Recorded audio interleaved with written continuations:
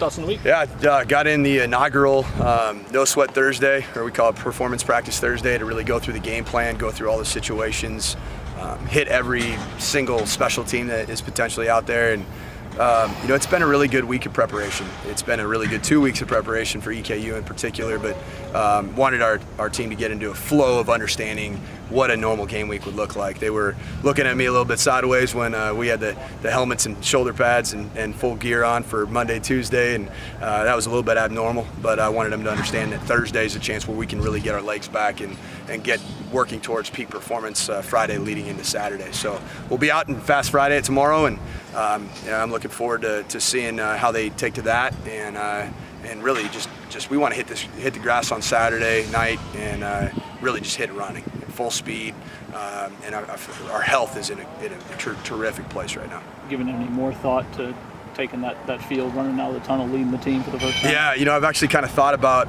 what we're going to do in the, exactly what I want our team, the 2017 teams, entrance to be as it relates to the locker room, pregame, leading up to kickoff itself. And I'm excited. We got some tricks up our sleeve. The whole thing we've been talking to our players about is all the work that they've invested is it's going to be, it's time to cash in those checks on payday Saturday, and that's what we're going to do. We're going to have some fun in the tunnel right before. We got it dialed up a little bit differently. It's going to be a nice change. You guys will probably see some videos here coming out after the game.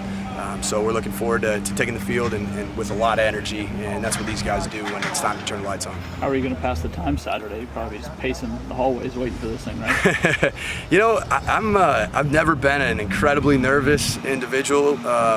Never been in this situation, so I can't speak to that specifically. But one thing that I like to do on Saturday, and I've done it with the positions I've coached, and we're going to do it with the whole team, is that we're going to take a team walk, just to get out a little bit if the weather permits us to get outside and just walk around a little bit. Might get over to crosswinds and walk around on the golf course. And might be some golfers on Saturday morning that give us some strange looks that there's a whole football team pacing around. So apologies in advance to the crosswinds course. We won't take any divots out, I promise.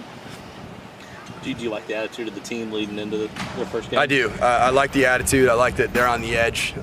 We're on the edge right now in terms of being just about done with EKU prep and seeing the EKU looks, and now we want to actually play EKU as opposed to just the scout team simulating EKU. So I would say that honorary is probably a good place. It's a good term to describe where our team's at right now, and that's a great thing going into to the first game. We discussed kickers on Mondays. How's that battle been? It was one thing that we did with the kicking position is we made it a competitive situation. Started out really from the time we got here, we put Skylar Simcox on scholarship to honor the season that he had last year and as a starter. But we wanted to make sure that every position, including the kicking position, including the quarterback position, was going to be a position that was earned, not given. And so we've kept it very competitive, and the oars that are on the depth chart are there for a reason, because it has been that competitive, and statistically it has been that interesting to watch how that's unfolded, not just in spring but all fall camp and then even in our EKU prep. But one thing I do know is that we have extreme talent at that position that I've been very, very pleased with and pleasantly surprised with. Would probably rival some different places that I've had a chance to coach and be even better than that. Looks like DeAndre Furby's been able to come out and practice each day this week. Yeah, DeAndre he looked great, and I think sometimes with a guy like that is coming off of a year of injury-riddled season, starting with the first game of the year. I mean, I think for him to have that lower extremity issue, early on in camp, and then to get back, he's got fresh legs, so it's going to be fun to cut him loose. He looks great physically.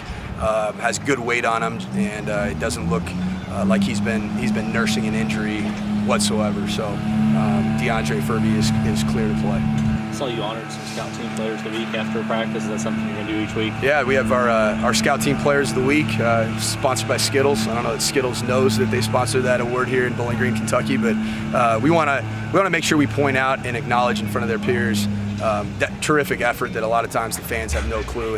And this week in particular, special teams, it was Jaquez Sloan, who's been terrific all camp. Defensive Scout Team Player of the Year, or the week, excuse me, was Trey Jones. He was phenomenal in the defensive line.